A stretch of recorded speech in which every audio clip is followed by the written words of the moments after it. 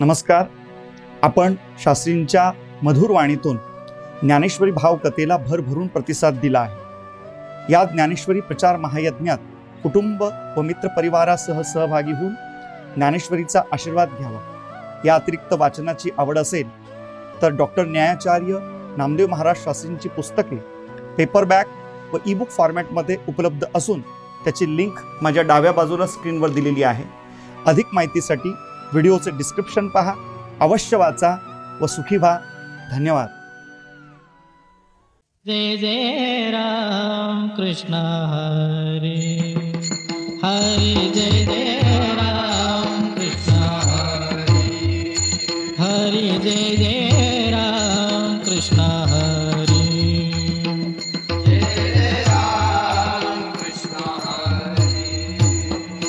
जय राम कृष्ण हरे.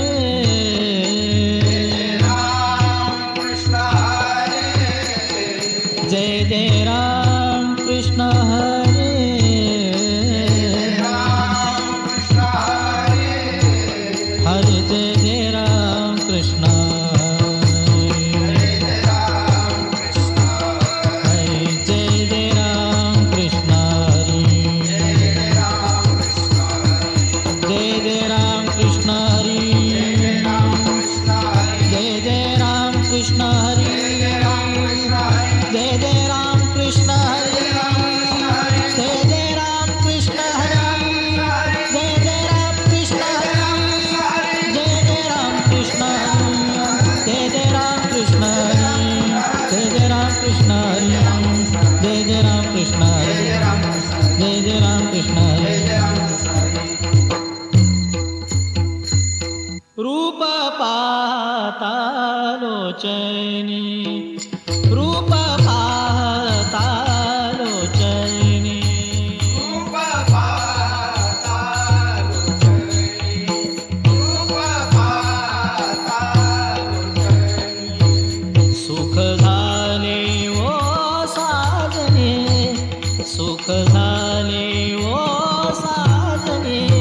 तो हा विठ्ठल बरवा. तो हा विठ्ठल बरवा.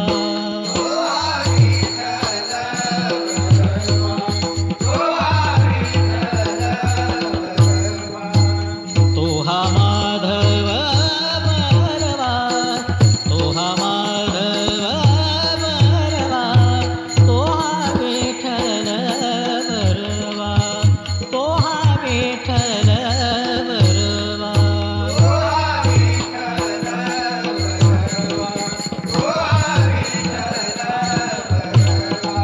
बहुत सुकृताची जोडी. बहुत सुकृताची जोडी.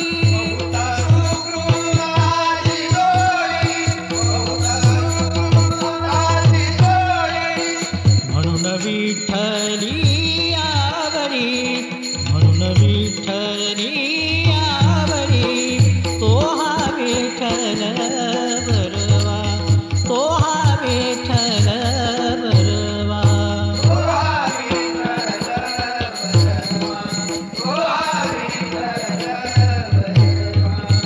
तो हा माधव बरवा. तो हा माधव बरवा. तो हा विठ्ठल बरवा. तो हा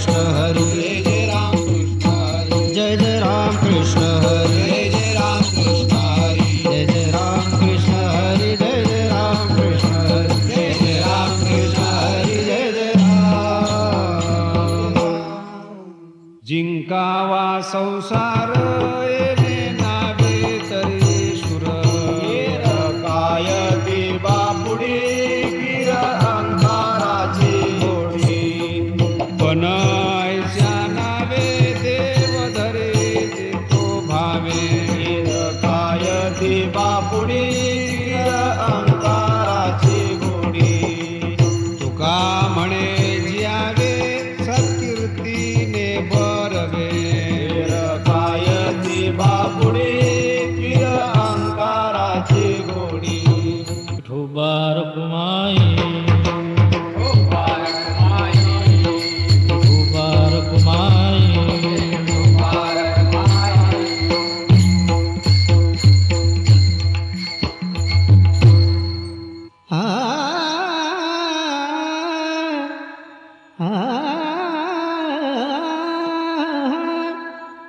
जिंकावा संसार जिंकावा संसार जिंकावा संसार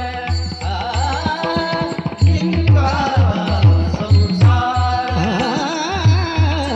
जिंकावा संसार जिंकावा संसार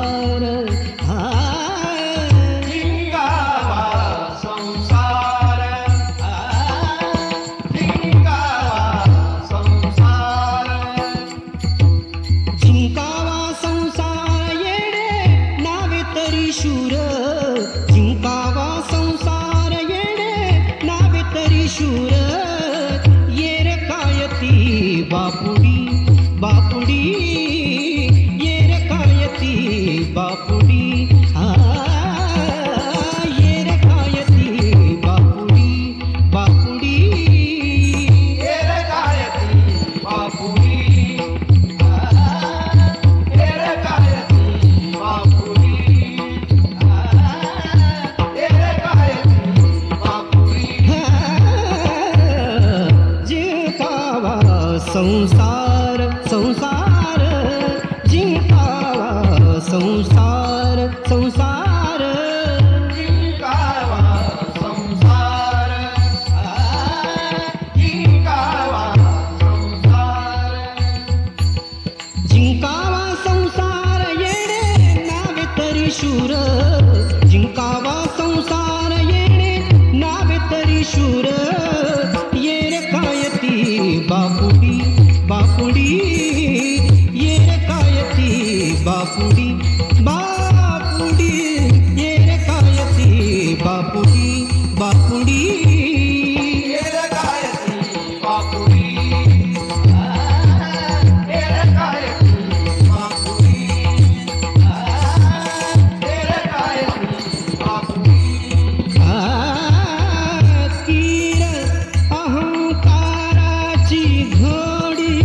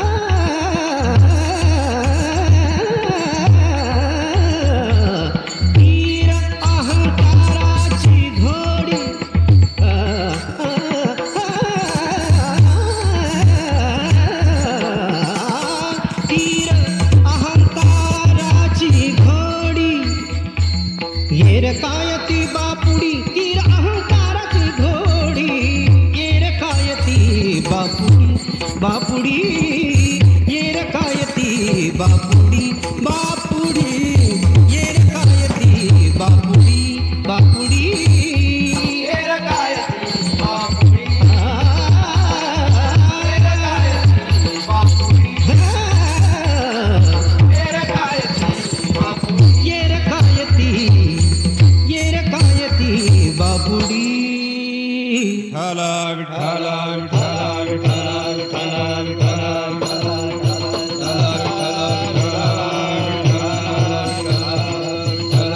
विठ्ठल विठ्ठल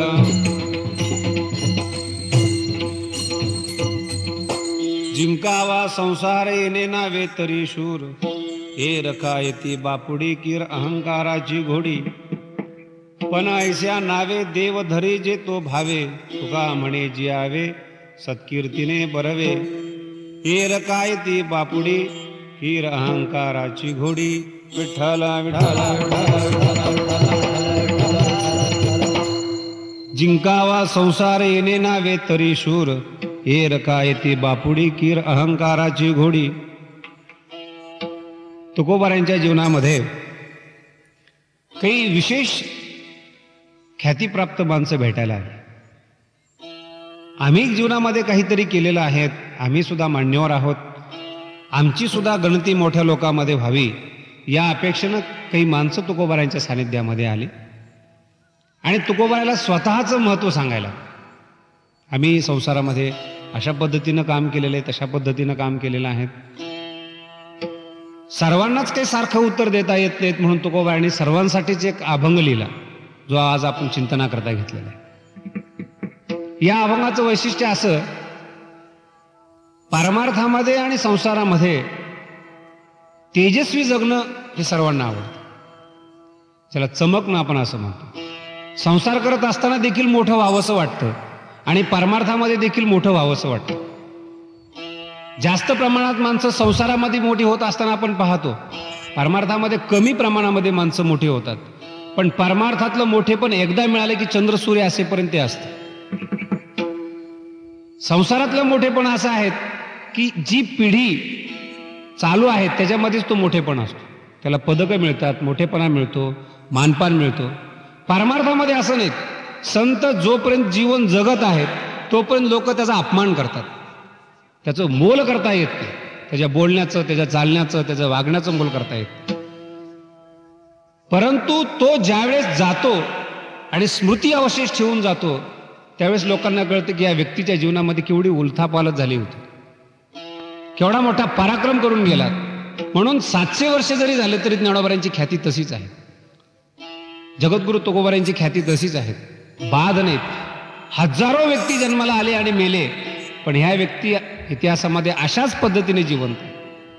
याचं कारण महत्वाचं आहे की तेजस्वी जीवन जगणं आवडतं, पण तेजस्विता म्हणायचं कोणाला हा फार महत्वाचा प्रश्न. म्हणून संसारामध्ये अत्यंत शूर असणारा जो माणूस आहे, स्वतःला मोठा समजणारा जो माणूस आहे, त्याला उत्तर देतात तुकोबाराय बाळ शूर कोणाला म्हणतात अभंगाच्या पहिल्या चरणामध्ये सांगतात. जिंकावा संसार, जिंकावा संसार,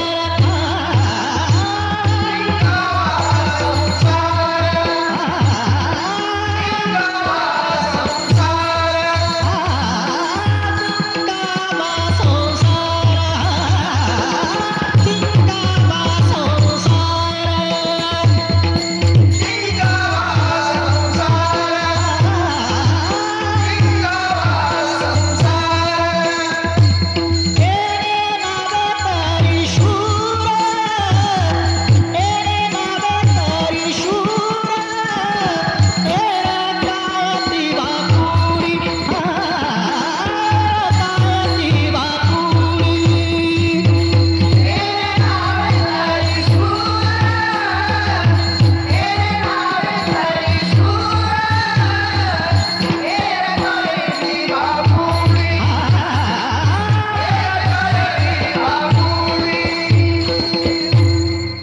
अर्थात शूर शब्दाची व्याख्या जगद्गुरु तुकोबाराय सांगतात. शूर कोणाला म्हणतात, कोणाला शूर म्हणावं. संसार आणि परमार्थ या दोहोतही शूर ठरण्याकरता प्राण अर्पण करावा लागतो. म्हणजे संसारामध्ये सुद्धा शूराला प्राण अर्पण करावा लागतो, परमार्थामध्ये देखील प्राण अर्पण करावा लागतो. दोघात फरक असा आहे, संसारामध्ये प्राण अर्पण केल्यानंतर सन्मान होतो, ती पिढी जोपर्यंत आहे तोपर्यंत त्याचा पराक्रम लक्षात ठेवतो. परमार्थामध्ये प्राण अर्पण तर काय, पण समर्पण केलं तर जास्त चांगलं. कारण की तुका म्हणे प्राण करा देवासी अर्पण, पण ज्याने प्रभूला प्राण अर्पण केले, चंद्र सूर्य असेपर्यंत तो अमर होतो. पण प्राण प्रभूला अर्पण करण्याच्या मध्यंतरी एक घटना असते, ती जिंकल्याशिवाय प्रभूपर्यंत आपल्याला जाता येत नाही. त्या वस्तूचं नाव आहे संसार. आपण संसार आणि प्रभू अशी 3 पद्धतीनं आपल्याला जीवन जगता येतं. आपण संसारामध्ये असतो, आपण संसार करत असतो, आणि प्रभू जो आहे, परमात्मा जो आहे, तो संसाराच्या पलीकडे आहे. मग पलीकडे जाण्याकरता एखाद्या नावेचा, आकाशमार्गाचा, पोहण्याचा जसा आधार घेऊन पलीकडे जाता येतं, तसं ज्याला संसार जिंकता आला तो प्रभूपर्यंत जातो. आता प्रभूपर्यंत जायचं म्हटल्यानंतर जिंकावं लागेल, संसार जिंकावं लागेल. माणसं संसारातली बढाई करतात, संसारातलं मोठेपण दाखवतात, संसारातच राहतात, परंतु संसारामध्ये शूर कधी होता येत नाही. परमार्थ दिसायला सोपा वाटतो, तो असायला सोपा नाही. संसारामध्ये जीवन जगण्याकरता माणसं मोठी मोठी पराक्रम करत असताना आपण पाहतो, पण ते पराक्रम वेगळ्या पद्धतीचे आहेत. काही पराक्रम विकत घेतली जातात, केली कुणी असतात आणि कोणाच्या नावावरती येतात. युद्ध करत असताना हजारो माणसाचं सहकार्य असतं, पण जर विजय झाला तर राजा विजय झाला असं आपण म्हणतो. म्हणजे हजारो माणसांनी केलेलं सामुदायिक श्रम ते एकट्या माणसाच्या नावावर जातं. पण परमार्थामध्ये याच्या विरोधामध्ये आहेत. परमार्थामध्ये हजारो दोषाबरोबर एकट्या साधकाला युद्ध करावं लागतं, आणि त्या दोषावर जर तो जिंकला तर तो प्रभूपर्यंत जातो. म्हणजे याचा अर्थ असा होतो, हजारोच्या सहकार्याने जिंकणं म्हणजे संसार करणे. कुठल्याही माणसाला एकट्याला संसार करता येत नाही. घर आलं, पत्नी आहेत, आई आहेत, बहीण आहेत, वडील आहेत, या सर्वांचा सहयोग संसारातल्या शूराच्या जीवनाला उत्क्रांतिकारक ठरतो. तो सहजासहजी शूर ठरत नाहीत, त्याला प्रेरणा देणारे अनेक लोक असतात. हे संसाराचं वैशिष्ट्य आहे. त्याला युद्ध शिकवणारा संसारिक एखादा गुरु असतो, त्याच्या अंगामध्ये बळ असतं, त्याला व्यायाम करण्याचा उत्साह असतो, आणि घरच्या लोकांचं सहकार्य असतं, तेव्हा जाऊन तो शूर, बुद्धिमान. परंतु परमार्थात असं नाही. परमार्थामध्ये पहिलं पाऊल टाकलं तिथून संपूर्ण जग आपलं वैरी होतं. संपूर्ण जग. घरातली माणसं म्हणतात की याला देवाचं वेड लागलं, पाहुणे माणसं म्हणतात त्याला देवाचं वेड लागलं. इथून आपल्याला वेडेपण स्वीकारत शहाणपणाच्या दिशेने वाटचाल करावी लागते. आणि मग माणसाचा त्याग केला आपण तर शरीर त्रास देतं, मन त्रास देतं, बुद्धी त्रास देते. सर्वात महत्वाची गोष्ट म्हणजे हृदय जे पिपासायुक्त आहे ते तसंच राहतं. या सर्वांशी युद्ध करत करत करत ज्यावेळेस आपण आत्म्यापर्यंत पोहोचतो, तिथं महादिंडी उभे असतात. आत्तापर्यंत चांगल्या चांगल्या साधकाला ज्यांनी हरवलेलं आहे अशी त्या ठिकाणी उभी असतात. याचा अर्थ असा होतो, साधकाला हे आतलं युद्ध करावं लागतं, शिवाय बाहेरचं युद्ध करावं लागतं. एका अभंगामध्ये तुकोबराय खूप गोड सांगतात, रात्रंदिवस आम्हा युद्धाचा प्रसंग. अंतर्बाह्य जन आणि मन, अंतर्बाह्य जन आणि मन, बाहेरच्या लोकांबरोबर युद्ध करावं लागतं, कारण की ते परमार्थ करू देत नाही. आणि परमार्थामध्ये माणूस जसा जसा चमकत जातो, त्याची चमक करण्याकरता त्याच्या पुढे दोष आपल्या पुढे येऊन उभे राहतात. सर्वात मोठं दुर्भाग्य परमार्थात. आणि दुसरं दुर्भाग्य सांगतो की नेमका परमार्थ करत असताना कोणत्या पद्धतीने करावा असा मार्गदर्शक आपल्याला गुरु सापडत नाही. दिसणारे गुरु या जगामध्ये भरपूर आहेत, पण परमात्म्यापर्यंत पोहोचवणारा एखादा श्रीगुरू आपल्याला भेटत नाही. 2 उणीवा आपल्याला या परमार्थिक जीवनात पाहायला मिळतात. म्हणजे खऱ्या अर्थानं परमार्थातलं युद्ध आहे, संसारातलं युद्ध नाही, संसारातली बढाई आहे. काही वेळेस माणसं अशा रीतीने बढाई सांगतात की ती वास्तविकता नसते. एका गावामध्ये एक व्यक्ती आपल्या पद्धतीनं बढाई सांगत होता, विशेष करून आपल्या पत्नी पुढे, की मी फार शूर आहे, माझ्यासारखा योद्धा जगात नाही. मी जर युद्धाला निघालो तर चांगले चांगले घाबरतात. खरा म्हणजे हाच घाबरत होता, परंतु पत्नी पुढे बोलायला काय हरकत आहे. 4 भिंतीच्या आतमध्ये तुम्ही काही सांगितलं तरी नाईलाजाने पत्नीला ऐकून घ्यावं लागतं. पत्नीने एक दिवशी सांगितलं, रोजच तुम्ही या गप्पा सांगतात, खरंच मला एक दिवशी तुम्ही रणात जाऊन दाखवा आणि तुमचा पराक्रम, त्याचं काहीतरी प्रतीक आणा. पत्नीच्या सांगण्यावरून, हे सांगायला सुद्धा पत्नी लागते, पत्नीच्या सांगण्यावरून गेला आणि गेल्यानंतर येताना 10-15 माणसाचे हात बांधून आणले त्यांनी, तुटलेले हात. पत्नीला सांगितलं, हे बघ माझा पराक्रम, हे 15-20 हात बांधून आणले. त्यांनी सांगितलं, अहो खरा शूर त्याला म्हणतात जो मुंडकं आणत असतो, तुम्ही हात का आणले? मुंडकं अगोदरच कुणीतरी कापून नेलेलं होतं, म्हणून माझ्या अगोदरच मुंडकं कापून नेल्यामुळे मला फक्त हात शिल्लक होते तेवढे घेऊन आलो. याला काही शूर म्हणायचं असतं जीवनामध्ये? याला काही पराक्रमी म्हणायचं असतं? पुस्तकं वाचून विद्वान होता येतं, पण अंतःकरणातून जन्माला येणारी विद्वत्ता वेगळी. दुसऱ्याच्या उष्ट्या कविता घेऊन आपल्या नावावर खपवता येतात, पण स्वतःचं नाव आणि जीवन जगणं वेगळं. याहीपेक्षा महत्वाचं सांगतो, संसारामध्ये शूरपणा करताच येत नाहीत. कारण की संसाराला विशेष प्रकारच्या मर्यादा आहेत. बौद्धिक मर्यादा आहेत, शारीरिक मर्यादा आहेत, मानसिक मर्यादा आहेत. खऱ्या अर्थाने जर तुम्हाला शूर व्हायचं असेल तर एकमेव फक्त परमार्थ. आणि एक शब्द तुकोबारांचे या अभंगामध्ये फार महत्वाचा आहे, जिंकावा संसार. जिंकावा शब्दाचा अर्थ युद्ध, योद्धा. वारकरी संप्रदाय हा कर्मवादी संप्रदाय आहे. इथं कर्म करायला शिकवलं जातं, इथं चमत्कारावर जीवन जगायला शिकवलं जात नाही, इथं कोणाच्या आशीर्वादावर जीवन जगण्याची प्रथा नाही आहे. इथं जीवन जगत असताना कोणीतरी आपल्या जीवनामध्ये येऊन चमत्कार करेल या अपेक्षेने वारकरी संप्रदायातला कुठलाही वारकरी वारी करत नाही. संसारातलं दुःख भोगूनच जीवन जगावं लागतं, पण दुःखाशी सामना करत आनंदी जीवन जगावं लागतं. आज जितके अभंग आपल्याला गोड वाटतात, जितक्या ओव्या गोड वाटतात, यांच्या मुळाशी दुःखाशी केलेला सामना आहे. ज्ञानोबारांचं जर आपण जीवन पाहिलं, प्रत्येक क्षण ज्ञानोबारांचा हा युद्धामध्ये गेलेला आहे. बाहेरून दिसायला ज्ञानोबा शांत आहेत, पण आई वडील गेलेले, मुक्ताबाई आणि काका लहान, यांना सांभाळत, माणुसकी सांभाळत, साधकपणा सांभाळत, जगाचा व्यवहार सांभाळत ज्ञानेश्वरी सारखा अत्युत्तम ग्रंथ निघाला. वेळेवर जर चहा नाही मिळाला तर भडकणारं आपलं डोकं. ज्ञानोबारांच्या जीवनाकडे ज्यावेळेस आपण पाहतो, दुःख सर्व सहन करतात. संसाराचं स्वरूप जर दुःख रूप आहे तर संतांनीच दुःख सहन केलं, याला काय नवल आहे? प्रत्येक माणूस आज दुःख सहन करतो. कोणाला नोकरी मिळत नाही म्हणून दुःख आहेत, कोणाचं घर बरोबर नाही म्हणून दुःख आहेत. दुःख ज्ञानोबारांच्या काळात होतं ना, आज नाही असं नाहीत. आजही दुःख भोगणारी लोक आहेत, ज्ञानोबारांच्या काळातही दुःख भोगणारे लोक आहेत. दोघातला फरक फक्त एवढाच आहे, अभिव्यक्ती दुःखाची होत नाहीत, याला संत म्हणतात. आपल्या तोंडातून एकही शब्द निघत नाहीत की मला दुःख आहे, पण अभिव्यक्ती होत असताना आनंदाचे आवारू मांडू जग. संपूर्ण जगाला आनंदाचं आवार, इतकी अभिव्यक्ती ज्ञानोबारांची श्रेष्ठ आहे. तुकोबारांचं तर काही सांगायलाच नको. तुकोबारांचं लोक शिव्या देतच होते, पण पत्नी देखील शिव्या देत होती, मुलं शिव्या देत होती. परमार्थामध्ये आल्यानंतर अनेक चांगले चांगले विद्वान म्हणवणारे सुद्धा तुकोबारांना नावं ठेवत होते, पण तुकोबारांची जी अभिव्यक्ती झाली त्याला तोड नाही. अभिव्यक्ती तर अशी झाली की तुका आकाश आहे एवढा.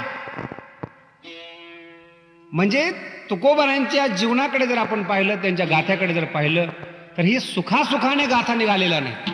त्याच्या मुळाशी दुःख आहे. पारिवारिक दुःख असेल, शारीरिक दुःख असेल, मानसिक दुःख असेल, पण दुःख आहे. म्हणून सामान्य माणूस दुःख सहन करतो आणि परमार्थातला साधक दुःख सहन करतो. या दोघातला महत्वाचा जर फरक असेल तर तो हा फरक आहे की एक पारमार्थिक माणूस दुःख सहन करून अमृत जगाला देतो आणि संसारातला माणूस दुःख सहन करून जगाला दुःखच देतो.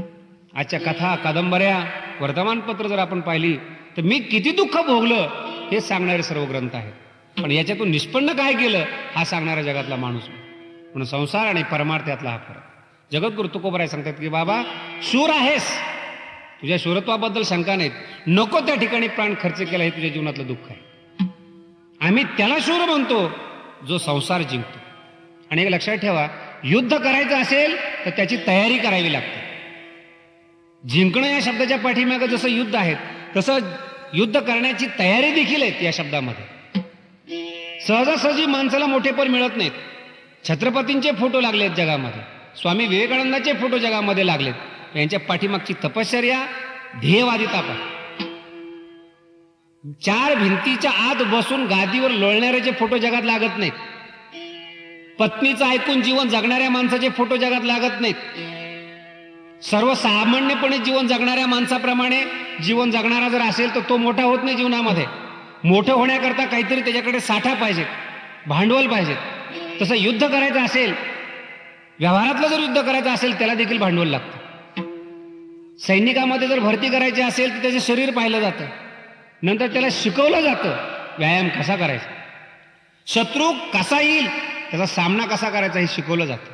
त्याच्या हातामध्ये बंदूक दिली जाते, त्याला अगोदर चालवायची कशी शिकवलं जातं. तसं परमार्थामध्ये जर तुम्हाला संसार जिंकायचा असेल, परमार्थात येऊन त्याचं महत्त्वाचं सूत्र ज्ञानोबा आहे योग संग्राम या रूपकामध्ये 18व्या अध्याय सांगतात. गुरुदा विलिया वाटा.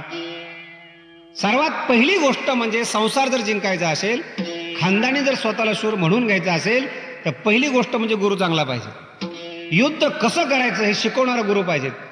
गादीवर बसून ज्ञान सांगणारा गुरु नको. हा गुरु अपेक्षित नाही भारतीय संस्कृतीला. रणांगणामध्ये जो श्रीकृष्ण गीता सांगतो त्याला जगद्गुरु असं म्हणतात. कृष्णम वंदे जगद्गुरुम. सर्व बाजूने साधनयुक्त आहेत आणि तिथं तत्वज्ञान सांगतो. स्वतः बंगल्यामध्ये राहतो आणि मग सांगतो जंगलामध्ये जाण्यामध्ये सुख आहेत. तत्वज्ञान अशा पद्धतीचं आहेत. आपलं काहीच नसतं. असल्या शब्दांना भारतीय संस्कृती किंमत देत नाही. हे बोलण्याचे शब्द असतात. गुरु त्याला म्हणावं जो स्वतः युद्ध जिंकलेला आहे, स्वतः युद्ध केलेलं आहे, स्वतःचं जीवन अतिश्रेष्ठ केलेलं आहे, तो गुरु असतो. आणि तो मिळाल्यानंतर साधकाची तयारी तो करून घेत असतो. परमार्थातला तो वस्ताद असतो. काय करतो तो पहिल्यांदा साधकासाठी? गुरुदा विलिया वाटा. गुरु अगोदर रस्ता दाखवतो. यायचं कुठं? एवोनी विवेक तीर्थ तटा. एवोनी विवेक तीर्थ तटा. विवेक रूपी तीर्थाच्या किनाऱ्यावर यायचं. काय करायचं तिथे? धोणी मळकटा बुद्धीचा जेणी. फार सुंदर विषय ज्ञानोबा सांग. धोणी मळकटा, बुद्धीचा मळ, धोन. याचा अर्थ असा आहे, जोपर्यंत तुम्हाला गुरु रस्ता दाखवत नाहीत तोपर्यंत तुमची बुद्धी मळालेली आहे. सामान्यातला सामान्य विचार करतो माणूस, त्याला मळकट बुद्धी म्हणतो. चहा वेळेवर नाही मिळाला रागावला, कपडे व्यवस्थित नाही रागावला, आईने प्रेम नाही दिलं रागावला, वडील बोलले रागावला. हे लहान मळ आलेल्या बुद्धी म्हणतात. डोंगरासारखी दुःख सहन करून ज्याच्या तोंडातून काहीच निघत नाहीत त्याची बुद्धी विशुद्ध असते. गुरुदा विलिया वाटा ती त्याच वेळेस टाकतो. बुद्धी शुद्ध झाली तुमची. पण संसारात चरणारी इंद्रिय आहेत, विषयाच्या पाठीमागे ती जात असतात. चरणारी इंद्रिय ज्ञानोबा सांगतात, वाईट माणसाचं, पापी माणसाचं जर अन्न खाल्लं तर खानदानी साधकाला ते ओकावं लागतं. नेनता जाणून बुजून नाही, चुकून. नेनता अधमाची अन्न खादिल्या की जेव मना. अधम माणसाचं जर अन्न खाल्लं तर साधक तो वकून टाकतो.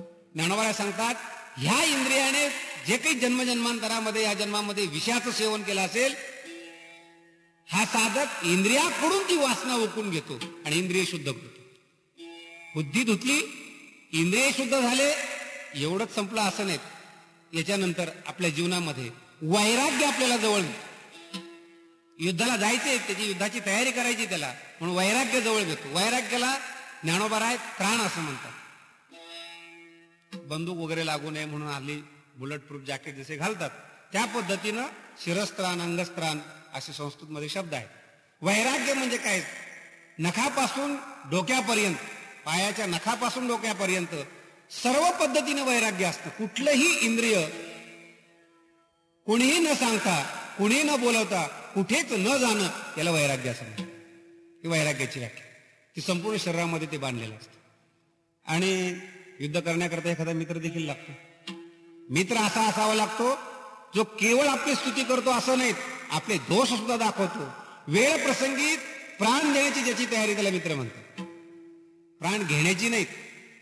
वर्तमान काळामध्ये 10-10, 15-15 वर्ष मित्र म्हणून राहतात आणि शेवटी 10-15 वर्षानंतर इतिहास ऐकायला मिळतो, मित्र होता त्यांनीच गळा दाबला. अतिशय चुकीचं जीवनामध्ये. म्हणून ज्ञानोबा म्हणतात, मित्र कोण आहेत? वीत राग ते सारेखा जोडून ठेवीला सखा.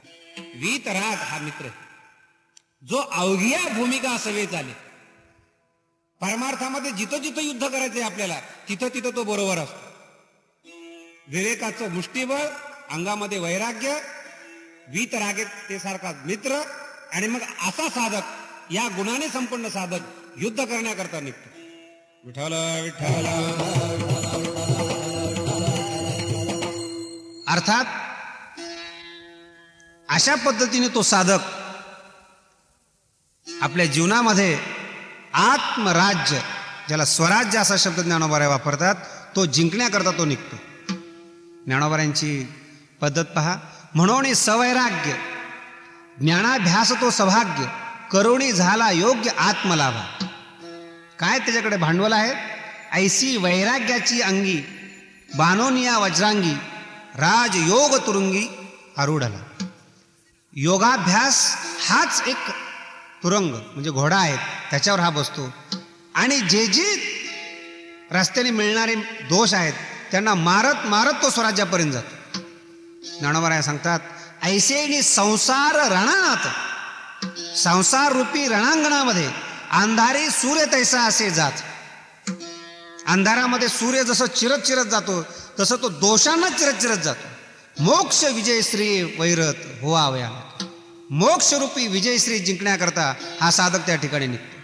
आणि ती मोक्षरूपी विजयश्री खेचून आणण्याकरता तेव्हा जेव्हा जातो, ज्ञानोबाराय सांगतात, ते तर आडवावया आले दोष वैरी जे धोपटिले. दोष हेच वैरी आहेत, हेच शत्रू आहेत. आपल्या जीवनातले दोष हे जगाचे शत्रू नाहीत, आपले शत्रू आहेत. खोटं बोलण्याची सवय ही जगाची नाही आहे, ती आपल्याला घातक आहे. बढाया मारण्याची जी सवय आहे ती जगाला नाही, आपल्याला बढाई करू म्हणतात, ते आपल्याला घातक आहेत. आपले दोष आपल्याला मातीत घालतात, हे पहिल्यांदा आपल्याला समजलं पाहिजे.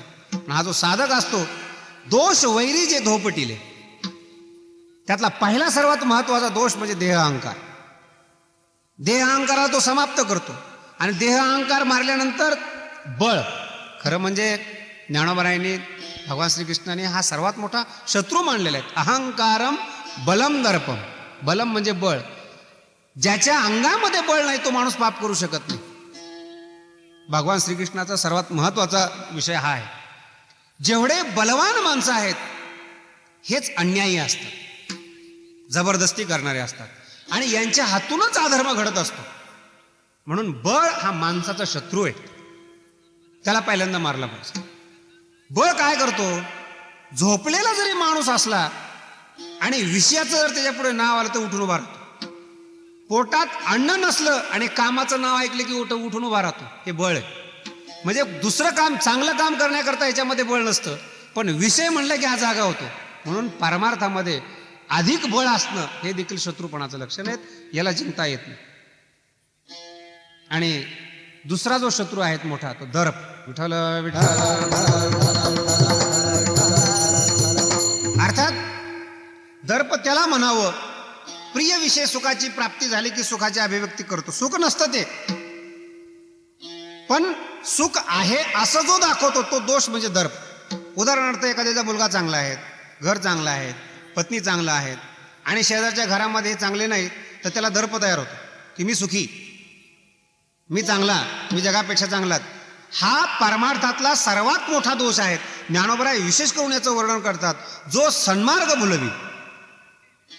तुम्ही सुखी आहात, योगायोगाने आज तुमचा संसार चांगला आहे, आज मुलगा चांगला आहे, पत्नी चांगली आहे, घर चांगलं आहे, पैसा चांगला आहे, शरीर चांगलं आहे, पण हे चांगुलपणा किती दिवस टिकणार आहे? आयुष्याचा सूर्य ज्यावेळेस संपत येतो त्यावेळेस हे सर्व काय होणार आहे याची कल्पना आहे आपल्याला. तुकोबाराय म्हणतात, कळो येईल अंतःकाळी, प्राण प्रयाणाचे वेळी राहती निराळी. म्हणून हा जो सर्वात मोठा दोष आहे तो हाच.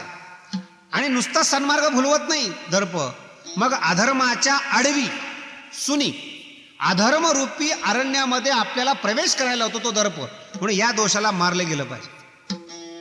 तो विश्वासे मारिता रिपू, निवटोनी घातला दर्पू. ज्ञानोबाराय सांगतात, दर्पाला विश्वास करून मारलं गेलं पाहिजे. आणि सर्वात मोठा दोष ज्ञानोबाराय एका शब्दामध्ये त्या दोषाचं वर्णन करतात, जयाचा आहा कंपू तापसियास.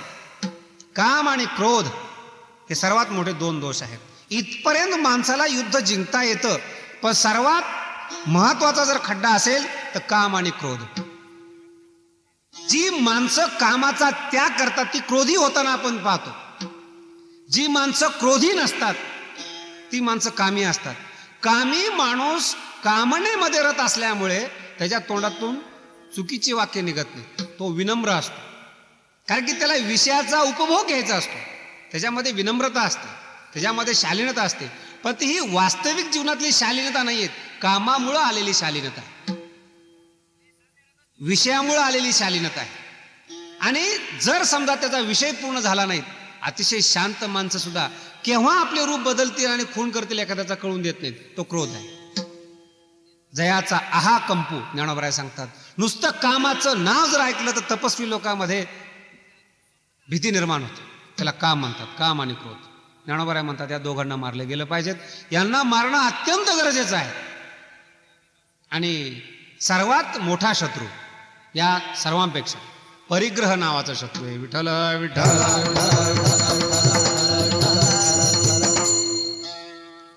अतिशय मोठा, न जाणवणारा, न दिसणारा, पण संपूर्ण जिंकलेला परमार्थ मातीमध्ये घालणारा जर असेल तर तो परिग्रह नावाचा दोष आहे. आपल्याला या जगामध्ये हा दोष फार प्रामुख्याने पाहायला मिळतो. प्रथमतः माणसं वैराग्यवान असतात, पुन्हा भक्तिमान दिसतात. हळूहळू समाज यांना संत समजायला लागतो. आणि संत समजता समजता तो स्वतःला देखील संत समजायला लागतो. सर्वात वाईट गोष्ट ही, समाज कोणालाही संत मानतो. अधिकार नसताना देखील संत मानतो, अधिकार असताना देखील संत मानतो. पण याने स्वतःला संत समजणं ही जीवनात सर्वात मोठी पतित होण्याची चिन्ह आहे. याला परिग्रह म्हणतात. कशा रीतीने हा परिग्रह मारतो? याला जसं जसं लोक संत समजतात तसं तसं हा देखील संत होतो. हा संत समजायला लागतो. आणि ज्याचा त्याग करायला पाहिजे, किंबहुना ज्या त्यागामुळे याला संत म्हटलेत, तो त्याग विसरतो. घर न बांधता मठ बांधायला लागतो. घरातून बाहेर पडला, स्वतःच्या रक्तातली मुलं बाळ पोसत नाही हा. पण संसारात न चालणारी जी शिष्यमंडळ आहेत ती याच्या भोवती फिरत असते आणि मग त्यांना तो सांभाळत असतो. ज्ञानोबारायांनी खूप सुंदर याचं वर्णन ज्ञानेश्वरीमध्ये केलेले. शिष्यशास्त्रादी विलासे, मठादी मुद्राचेनी मिसे, घातले आहे फासे निसंगाजेने. शब्दांचा प्रयोग नीट लक्षात घ्या. घातले आहे फासे निसंगाजेने. जो निसंग आहे, जो आतापर्यंत जिंकत आलेला साधक आहेत, त्याला पाडण्याकरता फासा तयार केलेला आहे. मठ मठिकेचा, शिष्यशास्त्राधिकांचा. हा माझा शिष्य, तो माझा शिष्य. आणि हे शिष्य तरी का होतात? यांना संसारामध्ये सुख मिळत नसतं म्हणून ते आपल्या गुरुकडे सुखी व्हावं म्हणून येतात. पण त्याला काय माहिती असतं बिचाराला की मी तुमच्या अगोदर दुःखी आहे. माझा वेश पारमार्थिकाचा आहे, माझं बोलणं शास्त्रातलं आहे, पण हे सर्व आत्म्यापर्यंत, हृदयापर्यंत अजून आलेलं नाही. लोक त्याला समजतात. माझा एक मित्र आहे, आळंदीमध्ये एकत्रित असताना माझ्या बरोबर राहिलेला आहेत, शिकलेला आहेत. अतिशय ढ विद्यार्थी. भगवंताने त्याला बुद्धी नावाचा पदार्थच दिलेला नाही जणू काय. 4 वर्षानंतर कीर्तन प्रवचन न करता आल्यामुळे ऋषिकेशला गेला. 15-20 वर्षानंतर त्याची माझी भेट झाली. मुंबईमध्ये त्याला पाहिल्यानंतर मला विश्वासच वाटेन हा तोच आहे. मला असेल एखादा चांगला महात्मा, चेहऱ्यावर तेज आलेलं, दाढी जटा वाढलेल्या, लाल कपडे अंगावर होते. त्यांनी मला ओळखलं, पण मला काही त्याला ओळखता नाही आलं. 15-20 वर्षानंतरची भेट होती. मला बोलून घेतलं त्यांनी. शास्त्रीजी तुम्ही मला ओळखता का? म्हणलं नाही. त्याच्याबरोबर 10-15 करोडपती शिष्य समुदाय होता. ते म्हणे पुन्हा एकदा प्रयत्न करून का मला ओळखायचं. म्हणलं तुम्ही एवढे मोठे महात्मा आहात, संत आहात, तुम्हाला काय ओळखण्याची काही विसरण्यासारखं काही चिन्ह नाही ओळखत तुम्हाला. त्यांनी मला बाजूला घेतलं आणि मग मला विचारलं मला ओळखलं का? म्हटलं नाही. त्यांनी त्याचं जुनं नाव सांगितलं. मग माझ्या लक्षात आलं की हा तोच माणूस आहे. मी त्याला लगेच म्हणला अरे तू आहेस का? तो म्हणला असं म्हणणार आहे म्हणून मी बाजूला घेतलं. एवढ्या लोकांमध्ये जर असं म्हणलं असतं तर माझी आबरू गेली असती. बाजूला घेण्याचं कारणच ते आहे. त्याला म्हणलं असं नाही रे बाबा, पण काय करतोस आता? काय नाही, 5-7 कोटीची प्रॉपर्टी आहेत, मुंबईला बंगला वगैरे आहेत. म्हणजे एवढी मोठी प्रॉपर्टी कशी काय कमवली? कोणी गचकलं म्हणून मिळाली का तुझ्या योग्यतेने ती कमवली? नाही म्हणे खरंच योग्यतेने कमवली. खरंच योग्यतेने कमवली? हो खरंच कमवली. काय व्यवसाय करतोस तू? त्याने सांगितलं मी भविष्य सांगतो. भविष्य सांगतो? अरे भविष्यातलं तुला काही समजत नाही, हे मला समजतं. तो म्हणला काय शास्त्रीजी, भविष्यातलं मला काही समजत नाही हे फक्त तुम्हालाच समजत असल्यामुळं माझं काम चालू आहे. अरे म्हणजे मला काही नीट अर्थ कळाला नाही तुझा. काय शास्त्रीजी, भविष्यातलं मला काही समजत नाही हे फक्त तुम्हाला समजतं, परंतु माझ्याकडे जी लोक येतात त्यांना हे समजत नाही की मला समजत नाही, आणि मी सुद्धा हे समजू देत नाही की मला समजत नाही म्हणून. तुम्हाला समजलं का? याचा अर्थ काय होतो की तो सांगतो मला समजत नाही हे मी समजू देत नाहीत. याला काही शूरपणा म्हणायचं. अज्ञान झाकणं हे जर परमार्थात होत असेल तर याच्यापेक्षा दुर्भाग्य काय असेल. आपल्याला साक्षात्कार झाला नाही किंबहुना आपण संत नाहीत, त्याला आपला आत्मा साक्षी आहे. आपला परमार्थ, आपला नरदेह, आपला श्वास याला आपण जबाबदार आहोत. आणि सामान्य माणसामुळे भगवंताचा त्याग करायचा आणि त्याच सामान्य माणसाला परमार्थाचा उपदेश करायचा, याच्यापेक्षा या परिग्रहाचा वाईट काय दोष असेल. परिग्रहापेक्षा काय दोष वाईट असेल. म्हणून सर्वात वाईट जर असेल तर तो परिग्रह नावाचा दोष आहे. म्हणून ज्ञानोबराय सांगतायत सर्वात वाईट परिग्रह. आणि या परिग्रहाला जो जिंकतो, ज्ञानोबराय सांगतात ऐसा जो दुर्जय, या परिग्रहाचं वर्णन करत असताना ज्ञानोबराय सांगतात हा दुर्जय आहे, त्याला जिंकता येत नाही. तयाचा फेडोनी ठाव, या परिग्रहाचा ठाव म्हणजे ठिकाणच उन्मळून टाकतो. भव विजयाचा उत्साह भोगीत असे. हा जो साधक आहे तो जिंकतो केव्हा? परिग्रहाला जिंकतो त्यावेळेस त्याचं खरं जिंकणं असतं. म्हणजे भव विजय, संसाररूपी विजय, संसारातला विजय, संसाराचा विजय हे केव्हा घडतं जीवनामध्ये? त्यावेळेस. आणि तो उत्साह अंगामध्ये असतो. भगवान श्री ज्ञानोबराय सांगतात हा संसार जिंकण्याचा उत्सव किंबहुना उत्साह याच्या जीवनामध्ये येतो, तो आनंदामध्ये भोगत असतो. महाराज हे तुमचं म्हणणं बरोबर झालं, परंतु समजा असं जीवन जर जगता नाही आलं आम्हाला तर त्याच्याबद्दल काय म्हणावं? अभंगाच्या दुसऱ्या चरणामध्ये सांगतात एर काय ती बापुडी, एर काय ती बापुडी,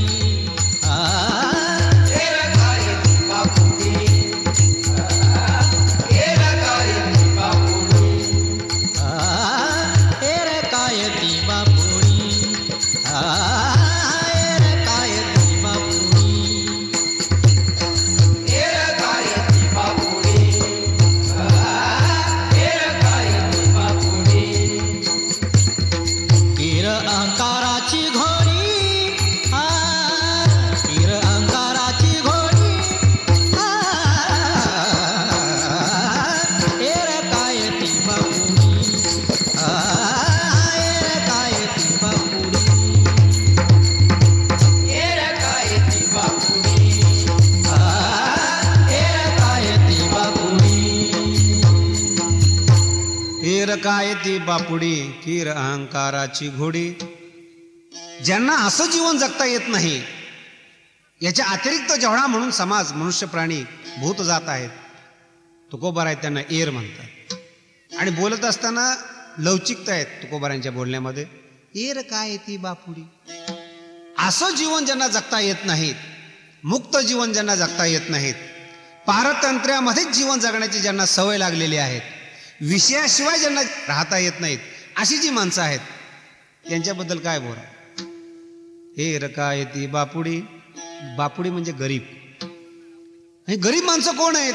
की जसं दुसऱ्याच्या हाताखाली गरीब माणूस काम करतो, तसं असं जीवन न जगणाऱ्या साधकाच्या, संताच्या अतिरिक्त जो समाज आहे हा अहंकाराच्या हाताखाली काम करतो. कीर अहंकाराची घोडी. अहंकाराची म्हणजे अहंकाराची घोडी, अहंकाराला बसण्याचं ठिकाण म्हणजे अहंकाराच्या हाताखाली काम करणारी माणसं. इतका सामान्य विषय हा सर्वांना दिसतो. थोडं जरी माणसाने चांगलं केलं की तो बोलून दाखवतो, याला अहंकार म्हणतात. 2 शब्द जरी असले तरी बोलून दाखवतो, एकादश केली तरी बोलून दाखवतो, थोडं फार चांगले गुण आपल्या अंगात आले तरी बोलून दाखवतो. गुण नसतात, तो अहंकार असतो. आणि त्याच्या हातून जे चांगलं होतं ही त्याची कृती नसते. ज्ञानोबारांनी एका ओवीमध्ये फार सुंदर सांगितले, काम करवी ते करीती. यांच्या मनानं हे काही करत नसतात, काम यांच्याकडून करवून घेतो. जसं एखादा श्रीमंत माणूस गरीबाकडून काम करून घेतो, तसा हा अहंकार यांच्याकडून काम करून घेतो. काम करवी ते करीती. क्रोध मारवी ते मारिती. यांना राग आल्यानंतर हे यांच्या ताब्यात नसतात, म्हणजे ते क्रोधाच्या ताब्यात असतात. यांच्या अंतःकरणामध्ये विषयाची जर उबळ आली तर ही यांना आटोक्यात आणता येत नाही. कोणीतरी संग देण्याकरता लागतो. याचा अर्थ काय होतो? काम यांना नेतो, क्रोध यांच्याकडून काम करून घेतो, अहंकार यांना नाचवतो. नाना संकटी नाचवी, अहंकार नाचवतो. आणि असे परतंत्र जीवन जगणाऱ्या माणसांच्या विषयी खीर अहंकाराची घोडी, अहंकाराचे बसण्याचे ठिकाण आहेत. यांच्याविषयी जास्त काय बोलावं? हे पारमार्थिक वेशात सुद्धा असू शकतात. यांच्या बोलण्यामध्ये वेदांत देखील असू शकतो. यांच्या व्याख्यानामध्ये पाहिजे त्या पद्धतीचे सिद्धांत असू शकतात. पण ज्ञानोबराय म्हणतात, तोंड भरो का विचारा, अंतःकरणी विषयाचा थारा, ना तुडे धनुर्धरा त्रिशुद्धी मी. नाही सापडणार नाही. अंतःकरणामध्ये जर अशा पद्धतीची सदोषता असेल तर जीवन जगता येणार. आणि यांच्या बोलण्यातून जे सिद्धांत निघतात ते यांच्या जीवनामध्ये स्वतः नसतात. रावण देखील विद्वान होता, दुर्योधनाला देखील वेदांत कळत होता. यांच्या जीवनामध्ये सुधारणा नाही झाली. म्हणजे अहंकारासाठी जीव देणारी माणसं. पण जीवच द्यायचा असेल, काही कमवायचंच असेल, आपली शक्तीच पणाला लावायची असेल तर त्याचं स्वरूप अभंगाच्या 3ऱ्या चरणामध्ये सांगतात.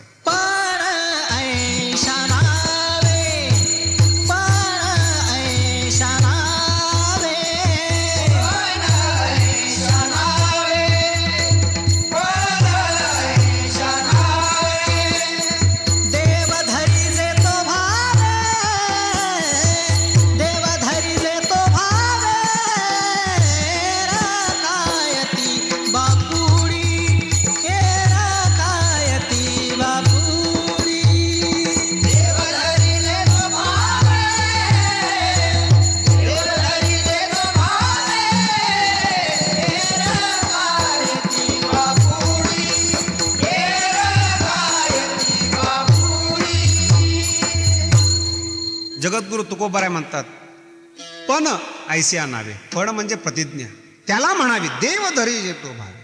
भगवंताला पकडण्यात यावं, अंतःकरणामध्ये बांधता यावं. साठवीला हरी, याला म्हणतात प्रतिज्ञा. करायचंच असेल तर प्रतिज्ञा करावी. पैसे कमवण्याची प्रतिज्ञा करू नये. निसर्गतः ज्या माणसाकडे पैसे असतात, पैशासाठी जो जीव देतो, खरं म्हणजे त्याच्याकडे जमणारा जो समाज आहे तो फक्त पैशाकरता जमतो. कबीर महाराज सुद्धा एका अभंगामध्ये सांगतात, सब पैसे के भाई,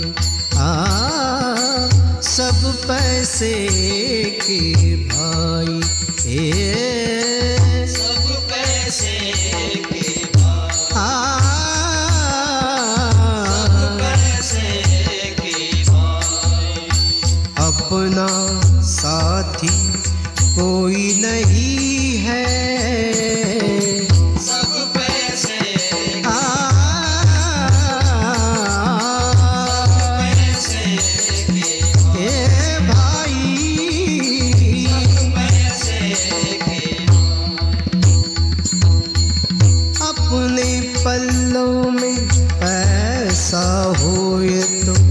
अपने पल्लों में पैसा होय तो सब कोई सलाम करे, सब कोई सलाम करे,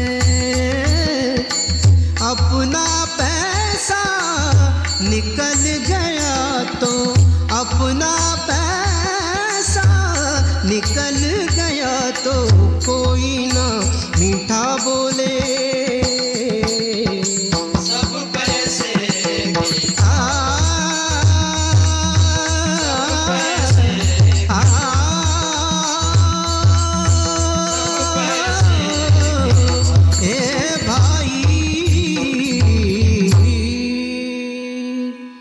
पैसे के भाई.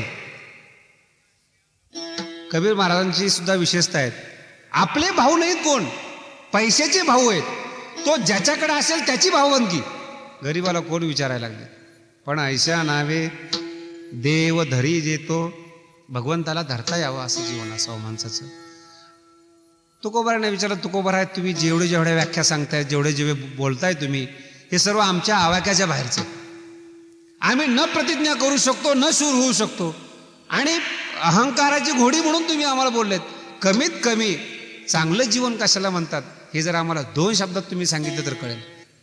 अत्युच्च जीवन जगणं सर्वसामान्याच्या नशिबी नसतं. सर्वच माणसं तुकोबाराय, छत्रपती किंबहुना ज्ञानोबाराय होऊ शकत नाहीत. आणि याचा अर्थ वाईटही होऊ शकत नाहीत.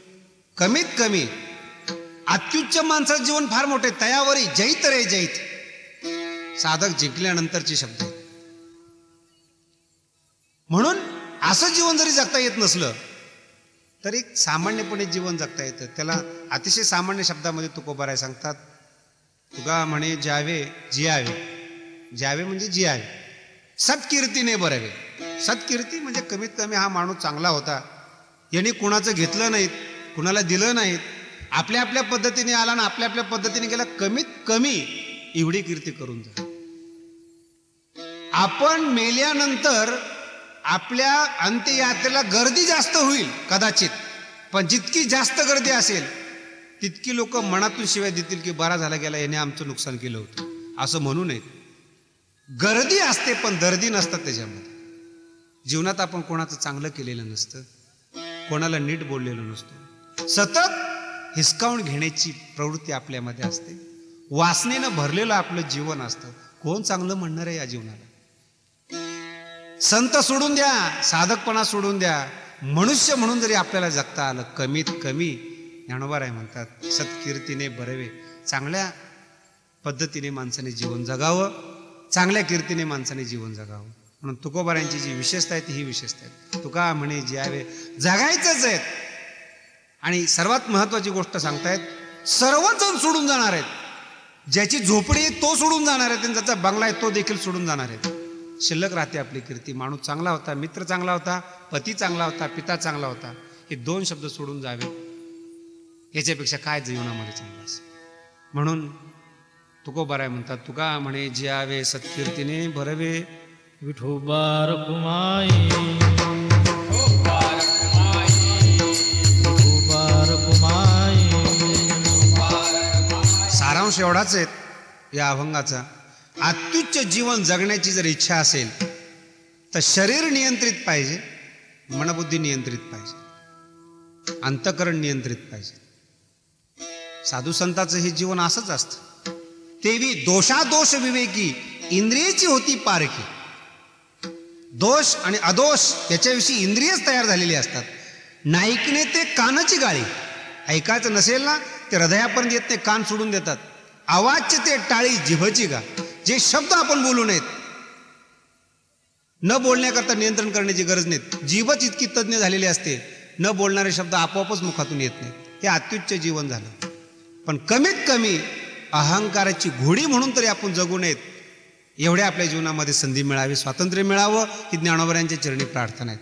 कारण का जीवन जगत असताना अज्ञानामध्ये, अहंकारामध्ये, शाब्दिक ज्ञानामध्ये, ढोंगी आचरणामध्ये आपलं जीवन जातं.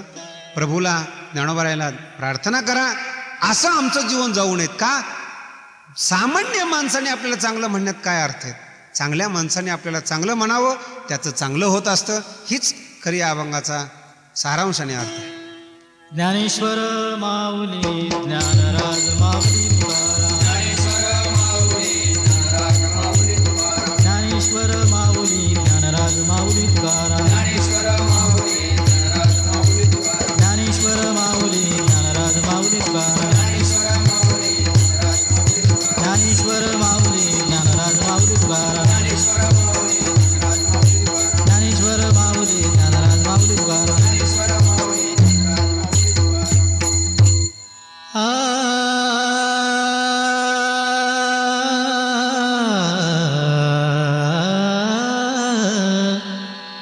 तुका म्हणे जियावे, तुका म्हणे जियावे,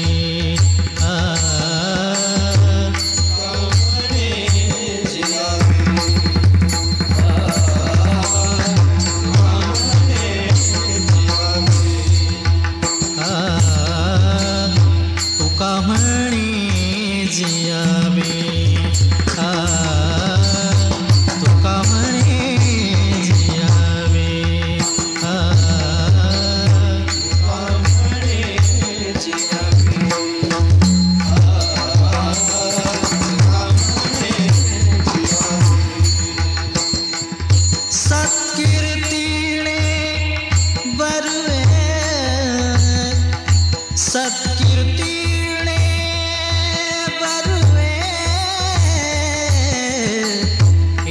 एरकायती बापुडी